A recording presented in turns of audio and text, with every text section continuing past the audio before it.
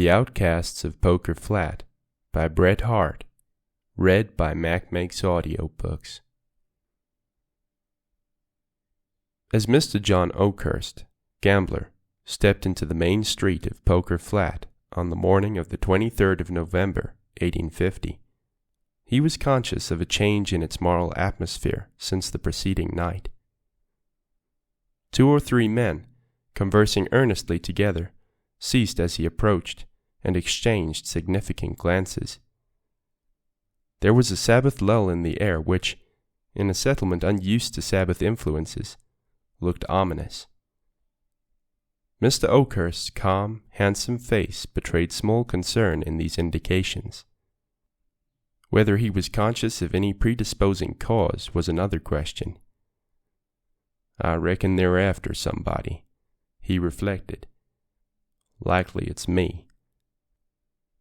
He returned to his pocket the handkerchief with which he had been wiping away the red dust of Poker Flat from his neat boots, and quietly discharged his mind of any further conjecture. In point of fact, Poker Flat was after somebody. It had lately suffered the loss of several $1,000s, 2 valuable horses, and a prominent citizen. It was experiencing a spasm of virtuous reaction, quite as lawless and ungovernable as any of the acts that had provoked it. A secret committee had determined to rid the town of all improper persons. This was done permanently in regard of 2 men who were then hanging from the boughs of a sycamore in the gulch, and temporarily in the banishment of certain other objectionable characters. I regret to say that some of these were ladies. It is but due to the sex, however, to state that their impropriety was professional, and it was only in such easily established standards of evil that Poker Flat ventured to sit in judgment. Mr. Oakhurst was right in supposing that he was included in this category. A few of the committee had urged hanging him as a possible example, and a sure method of reimbursing themselves from his pockets of the sums he had won from them. "It's agin justice," said Jim Wheeler, "to let this yer young man from Roaring Camp, an entire stranger, carry away our money." But a crude sentiment of equity residing in the breasts of those who had been fortunate enough to win from Mr. Oakhurst overruled this narrower local prejudice.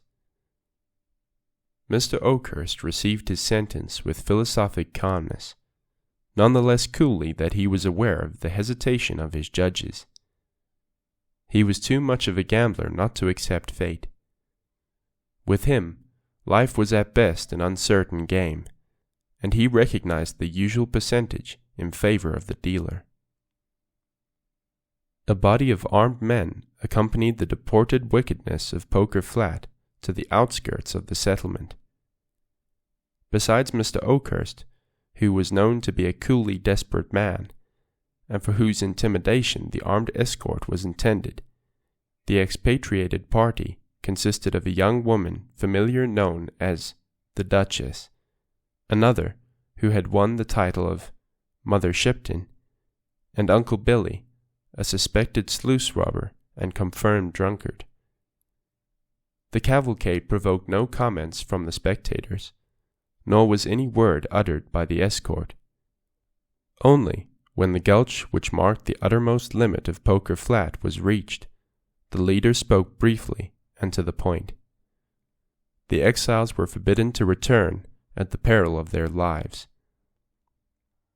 As the escort disappeared, their pent-up feelings found vent in a few hysterical tears from the Duchess, some bad language from Mother Shipton, and a Parthian volley of expletives from Uncle Billy. The philosophic Oakhurst alone remained silent.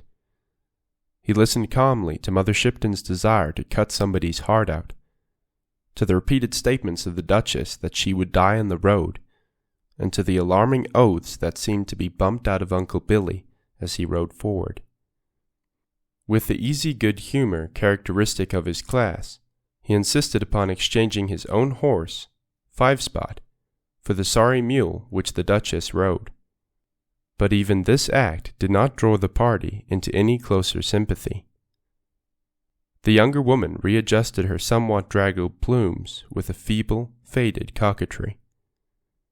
Mother Shipton eyed the possessor of Five Spot with malevolence, and Uncle Billy included the whole party in one sweeping anathema. The road to Sandy Bar, a camp that, not having as yet experienced the regenerating influences of Poker Flat, consequently seemed to offer some invitation to the immigrants, lay over a steep mountain range. It was distant a day's severe travel. In that advanced season, the party soon passed out of the moist, temperate regions of the foothills into the dry, cold, bracing air of the Sierras. The trail was narrow and difficult. At noon, the Duchess, rolling out of her saddle upon the ground, declared her intention of going no farther, and the party halted. The spot was singularly wild and impressive. A wooded amphitheater, surrounded on three sides by precipitous cliffs of naked granite, sloped gently toward the crest of another precipice that overlooked the valley. It was undoubtedly the most suitable spot for a camp, had camping been advisable. But Mr. Oakhurst knew that scarcely half the journey to Sandy Bar was accomplished, and the party were not equipped or provisioned for delay. This fact he pointed out to his companions curtly, with a philosophic commentary on the folly of throwing up their hand before the game was played out. But they were furnished with liquor, which in this emergency stood them in place of food, fuel, rest, and prescience. In spite of his remonstrances, it was not long before they were more or less under its influence. Uncle Billy passed rapidly from a bellicose state into one of stupor. The Duchess became maudlin, and Mother Shipton snored. Mr. Oakhurst alone remained erect, leaning against a rock, calmly surveying them. Mr. Oakhurst did not drink. It interfered with a profession which required coolness, impassiveness, and presence of mind. And, in his own language, he couldn't afford it. As he gazed at his recumbent fellow exiles, the loneliness begotten of his pariah trade, his habits of life, his very vices, for the first time seriously oppressed him. He bestirred himself in dusting his black clothes, washing his hands and face, and other acts characteristic of his studiously neat habits, and for a moment forgot his annoyance. The thought of deserting his weaker and more pitiable companions never perhaps occurred to him. Yet he could not help feeling the want of that excitement which, singularly enough, was most conducive to the calm equanimity for which he was notorious. He looked at the gloomy walls that rose 1,000 feet sheer above the circling pines around him, at the sky, ominously clouded, at the valley below, already deepening into shadow. And, doing so, suddenly he heard his own name called. A horseman slowly ascended the trail. In the fresh, open face of the newcomer, Mr. Oakhurst recognized Tom Simpson, otherwise known as the Innocent of Sandy Bar. He had met him some months before over a little game, and had, with perfect equanimity, won the entire fortune, amounting to some $40, of that guileless youth. After the game was finished, Mr. Oakhurst drew the youthful speculator behind the door and thus addressed him. "Tommy, you're a good little man, but you can't gamble worth a cent. Don't try it over again." He then handed him his money back, pushed him gently from the room, and so made a devoted slave of Tom Simpson. There was a remembrance of this in his boyish and enthusiastic greeting of Mr. Oakhurst. He had started, he said, to go to Poker Flat to seek his fortune. Alone? No, not exactly alone. In fact, he had run away with Piney Woods. Didn't Mr. Oakhurst remember Piney? She that used to wait on the table at the temperance house. They had been engaged a long time, but old Jake Woods had objected, and so they had run away, and were going to Poker Flat to be married. And here they were. And they were tired out, and how lucky it was they had found a place to camp and company. All this the innocent delivered rapidly, while Piney, a stout, comely damsel of 15, emerged from behind the pine tree, where she had been blushing unseen, and rode to the side of her lover. Mr. Oakhurst seldom troubled himself with sentiment, still less with propriety, but he had a vague idea that the situation was not fortunate. He retained, however, his presence of mind sufficiently to kick Uncle Billy, who was about to say something, and Uncle Billy was sober enough to recognize in Mr. Oakhurst's kick a superior power that would not bear trifling. He then endeavored to dissuade Tom Simpson from delaying further, but in vain. He even pointed out the fact that there was no provision, nor means of making a camp. But, unluckily, the innocent met this objection by assuring the party that he was provided with an extra mule, loaded with provisions, and by the discovery of a rude attempt at a log house near the trail. "Piney can stay with Mrs. Oakhurst," said the innocent, pointing to the Duchess, "and I can shift for myself." Nothing but Mr. Oakhurst's admonishing foot saved Uncle Billy from bursting into a roar of laughter. As it was, he felt compelled to retire up the canyon until he could recover his gravity. There he confided the joke to the tall pine trees, with many slaps of his leg, contortions of his face, and the usual profanity. But when he returned to the party, he found them seated by a fire, for the air had grown strangely chill, and the sky overcast, in apparently amicable conversation. Piney was actually talking in an impulsive, girlish fashion to the Duchess, who was listening with an interest and animation she had not shown for many days. The innocent was holding forth, apparently with equal effect, to Mr. Oakhurst and Mother Shipton, who was actually relaxing into amiability.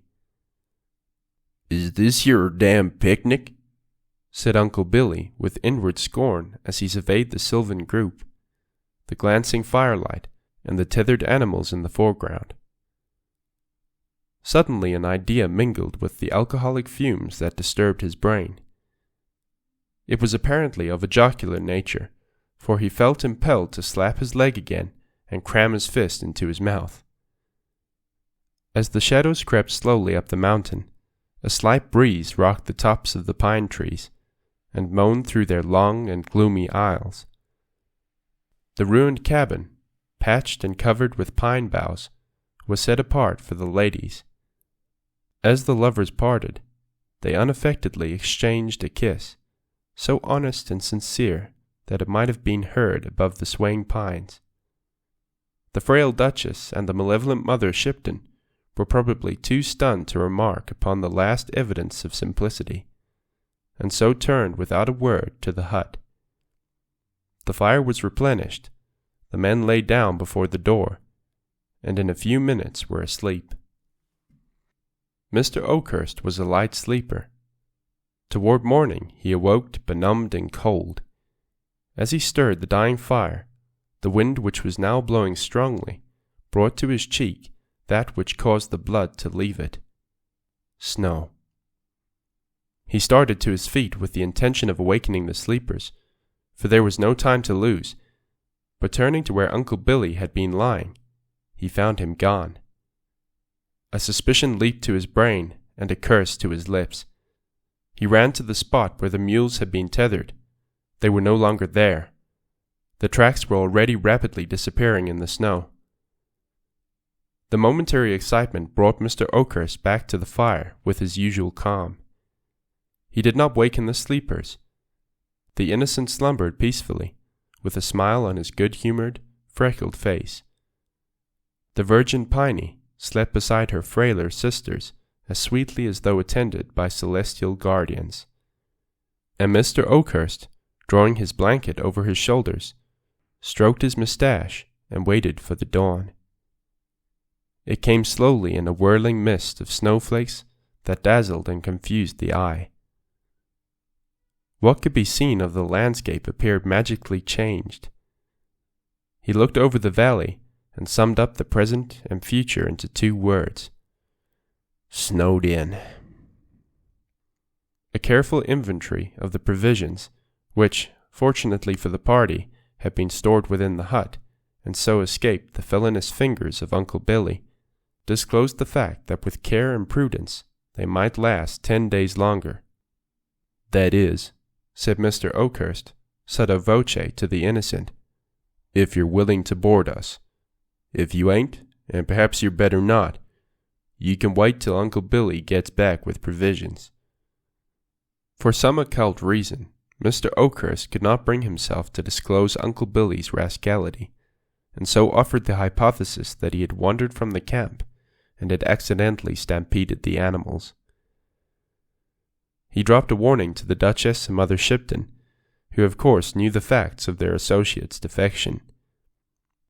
"They'll find out the truth about us all when they find out anything," he added significantly, "and there's no good frightening them now." Tom Simpson not only put all his worldly store at the disposal of Mr. Oakhurst, but seemed to enjoy the prospect of their enforced seclusion. "We'll have a good camp for a week, and then the snow will melt, and we'll all go back together." The cheerful gaiety of the young man, and Mr. Oakhurst's calm, infected the others. The innocent, with the aid of pine boughs, extemporized a thatch for the roofless cabin, and the Duchess directed Piney in the rearrangement of the interior, with a taste and tact that opened the blue eyes of that provincial maiden to their fullest extent.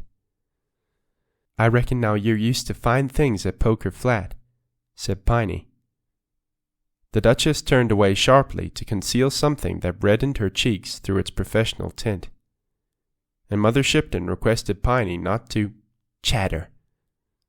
But when Mr. Oakhurst returned from a wary search for the trail, he heard the sound of happy laughter echoed from the rocks. He stopped in some alarm, and his thoughts first naturally reverted to the whiskey, which he had prudently cached. "And yet it don't somehow sound like whiskey," said the gambler. It was not until he caught sight of the blazing fire through the still blinding storm, and the group around it, that he settled to the conviction that it was square fun. Whether Mr. Oakhurst had cached his cards with the whiskey as something debarred the free access of the community, I cannot say. It was certain that, in Mother Shipton's words, he didn't say cards once during that evening. Haply the time was beguiled by an accordion, produced somewhat ostentatiously by Tom Simpson from his pack. Notwithstanding some difficulties attending the manipulation of this instrument, Piney Woods managed to pluck several reluctant melodies from its keys, to an accompaniment by the innocent on a pair of bone castanets. But the crowning festivity of the evening was reached in a rude camp-meeting hymn, which the lovers, joining hands, sang with great earnestness and vociferation. I feared that a certain defined tone and covenanter swing to its chorus, rather than any devotional quality, caused it speedily to infect the others, who at last joined in the refrain: "I'm proud to live in the service of the Lord, and I'm bound to die in his army." The pines rocked, the storm eddied and whirled above the miserable group, and the flames of their altar leaped heavenward as if a token of the vow. At midnight the storm abated, the rolling clouds parted, and the stars glittered keenly above the sleeping camp. Mr. Oakhurst, whose professional habits had enabled him to live on the smallest possible amount of sleep, in dividing the watch with Tom Simpson, somehow managed to take upon himself the greater part of that duty. He excused himself to the innocent by saying that he had often been a week without sleep. "Doing what?" asked Tom. "Poker," replied Oakhurst sententiously. "When a man gets a streak of luck, real luck, he don't get tired, The luck gives in first. Luck, continued the gambler reflectively, is a mighty queer thing. All you know about it for certain is that it's bound to change, and it's finding out when it's going to change that makes you. We've had a streak of bad luck since we left Poker Flat. You come along and slap you get into it too. If you can hold your cards right along, you're all right. For, added the gambler, with cheerful irrelevance, I'm proud to live in the service of the Lord, and I'm bound to die in His army. The third day came, and the sun, looking through the white-curtained valley, saw the outcasts divide their slowly decreasing store of provisions for the morning meal. It was one of the peculiarities of that mountain climate that its rays diffused a kindly warmth over the wintry landscape, as if in regretful commiseration of the past, but it revealed drift on drift of snow piled high around the hut. A hopeless, uncharted, trackless sea of white lying below the rocky shores to which the castaways still clung. Through the marvelously clear air, the smoke of the pastoral village of Poker Flat rose miles away. Mother Shipton saw it, and from a remote pinnacle of her rocky fastness hurled in that direction a final malediction. It was her last vituperative attempt, and perhaps for that reason was invested with a certain degree of sublimity. It did her good, she privately informed the Duchess. Just you go out there and cuss and see. She then set herself to the task of amusing the child, as she and the Duchess were pleased to call Piney. Piney was no chicken, but it was a soothing and original theory of the pair thus to account for the fact that she didn't swear and wasn't improper. When night crept up again through the gorges, the reedy notes of the accordion rose and fell in fitful spasms and long-drawn gasps by the flickering campfire. But music failed to fill entirely the aching void left by insufficient food, and a new diversion was proposed by Piney: storytelling. Neither Mr. Oakhurst nor his female companions cared to relate their personal experience. This plan would have failed too, but for the innocent. Some months before, he had chanced upon a stray copy of Mr. Pope's ingenious translation of Iliad. He now proposed to narrate the principal incidents of that poem, having thoroughly mastered the argument and fairly forgotten the words in the current vernacular of Sandy Bar. And so for the rest of that night, the Homeric demigods again walked the earth. Trojan bully and wily Greek wrestled in the winds, and the great pines in the canyon seemed to bow to the wrath of the son of Peleus. Mr. Oakhurst listened with quiet satisfaction. Most especially was he interested in the fate of Achilles, as the innocent persisted in denominating the swift-footed Achilles. So with small food and much of Homer and the accordion, a week passed over the heads of the outcasts. The sun again forsook them, and again from leaden skies the snowflakes were sifted over the land. Day by day, closer around them drew the snowy circle, until at last they looked from their prison over the drifted walls of dazzling white that towered 20 feet above their heads. It became more and more difficult to replenish their fires, even from the fallen trees beside them, now half hidden in the drifts. And yet no one complained. The lovers turned from their dreary prospect and looked into each other's eyes, and were happy. Mr. Oakhurst settled himself coolly to the losing game before him. The Duchess, more cheerful than she had been, assumed the care of Piney. Only Mother Shipton, once the strongest of the party, seemed to sicken and fade. At midnight on the 10th day she called Oakhurst to her side. "I'm going," she said, in a voice of querulous weakness. "But don't say anything about it. Don't waken the kids. Take the bundle from under my head and open it. Mr. Oakhurst did so.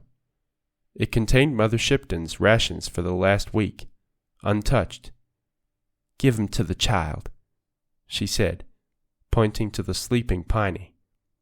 "You've starved yourself," said the gambler. "That's what they call it," said the woman querulously, as she lay down again, and, turning her face to the wall, passed quietly away. The accordion and the bones were put aside that day, and Homer was forgotten. When the body of Mother Shipton had been committed to the snow, Mr. Oakhurst took the innocent aside and showed him a pair of snowshoes, which he had fashioned from an old pack saddle. "There's 1 chance in 100 to save her yet," he said, pointing to Piney. "But it's there," he added, pointing toward Poker Flat. "If you can reach there in 2 days, she's safe." "And you?" asked Tom Simpson. "I'll stay here," was the curt reply. The lovers parted with a long embrace. "You're not going too?" said the Duchess as she saw Mr. Oakhurst apparently waiting to accompany him. "As far as the canyon," he replied. He turned suddenly and kissed the Duchess, leaving her pallid face aflame and her trembling limbs rigid with amazement. Night came, but not Mr. Oakhurst. It brought the storm again and the whirling snow.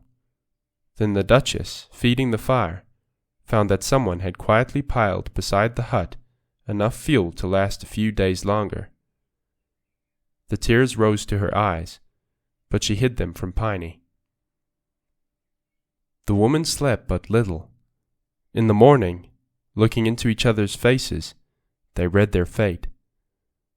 Neither spoke, but Piney, accepting the position of the stronger, drew near and placed her arm around the Duchess's waist. They kept this attitude for the rest of the day. That night the storm reached its greatest fury, and, rending asunder the protecting pines, invaded the very hut. Toward morning they found themselves unable to feed the fire, which gradually died away. As the embers slowly blackened, the Duchess crept closer to Piney and broke the silence of many hours. "Piney, can you pray?" "No, dear," said Piney simply. The Duchess, without knowing exactly why, felt relieved, and, putting her head upon Piney's shoulder, spoke no more. And so reclining, the younger and purer pillowing the head of her soiled sister upon her virgin breast, they fell asleep. The wind lulled as if it feared to waken them. Feathery drifts of snow, shaken from the long pine boughs, flew like white-winged birds, and settled about them as they slept. The moon through the rifted clouds looked down upon what had been the camp. But all human stain, all trace of earthly travail, was hidden beneath the spotless mantle mercifully flung from above. They slept all that day and the next, nor did they waken when voices and footsteps broke the silence of the camp. And when pitying fingers brushed the snow from their wan faces, you could scarcely have told from the equal peace that dwelt upon them, which was she that had sinned. Even the law of Poker Flat recognized this, and turned away, leaving them still locked in each other's arms. But at the head of the gulch, on one of the largest pine trees, they found the juice of clubs pinned to the bark with a bowie knife. It bore the following, written in pencil, in a firm hand: "Beneath this tree lies the body of John Oakhurst, who struck a streak of bad luck on the 23rd of November, 1850, and handed in his checks on the 7th of December, 1850.